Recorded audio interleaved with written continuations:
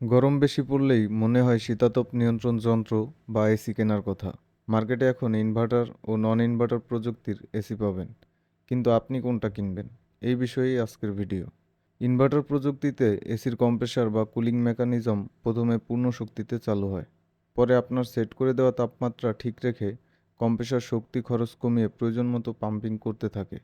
এভাবে কম শক্তিতে চলার কারণে কম বিদ্যুৎ প্রয়োজন হয় এবং বিদ্যুৎ খরচ কম হয়। ইনভার্টার এসির বড় সুবিধাই হচ্ছে কম্প্রেসর মোটরটি প্রয়োজন মতো নিজস্ব চলার গতি পরিবর্তন করতে পারে। ইনভার্টার এসিতে এমন একটি সেন্সর থাকে যা ঘরের তাপমাত্রার উপর নির্ভর করে কম্প্রেসর পুরোপুরি বন্ধ না করে পাম্পিংয়ের গতি কমিয়ে দেয়, আর এই কারণেই বিদ্যুৎ খরচ কমে আসে। তবে ইনভার্টার এসিতে বিদ্যুৎ খরচ কম হলেও মেরামত খরচ ব্যয়বহুল।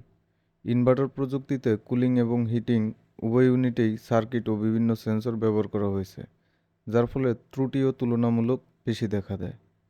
আপনি যদি সচেতনতার সাথে যত্ন সহকারে ব্যবহার করেন এবং নিয়মিত সার্ভিস করান তাহলে ইনভার্টার এসি নিতে পারেন। আর নন ইনভার্টার প্রযুক্তির এসি ঘরের তাপমাত্রা নিয়ন্ত্রণ করে শুধু অন অফ হওয়ার মাধ্যমে। অর্থাৎ এসি পূর্ণ শক্তিতে চালু হওয়ার পর ঘরের তাপমাত্রা আরামদায়ক অবস্থায় বা আপনার সেট করে দেওয়া নির্দিষ্ট তাপমাত্রা এলে এসির কম্প্রেসর বন্ধ হয়ে যায়।